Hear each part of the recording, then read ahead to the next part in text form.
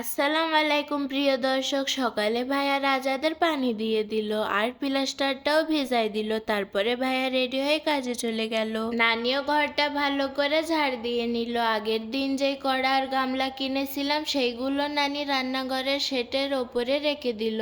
আর অনেকদিন পরে আমরা খেতে চলে আসলাম। প্রথমে নানি বেগুনগুলো একটা একটা করে তুলে নিল, তারপরে নানি ভেন্ডিগুলোও তুলে নেছে। দেখতে না দেখতে বেশ কয়টা বেগুন আর ভেন্ডি তুলে নিল নানি। দুপুরে ভাইয়া কাজ থেকে আসার পরে দুই ভাই বোনি বসে খেয়ে নিলাম। খাওয়া দাওয়া শেষ করে ভাইয়া আবার কাজে রওনা দিল। আমিও কলসিতে পানি ভরে শাবনুরের মতন কলসি কাকে নিয়ে ঘরে রেখে দিলাম। তারপরে বটলে পানি ভরে ফ্রিজে রেখে দিলাম আর মোরগ মুরগিদেরও খাতি দিলাম। নানিও রাজাদের কুড়ো মাকায় খাতি দিয়ে দিল, সাথে আমাদের পাতি হাঁসের বাচ্চাদেরও খাতি দিচ্ছে। সন্ধেবেলা আমিও প্রাইভেট পড়ে বাড়ি ফিরলাম। নানিও এদিকে বসে শোকেসের মধ্যে যে কাঁচের গিলাস আর বিভিন্ন রকমের জিনিসগুলো ভালো করে মুছে রেখে দিল।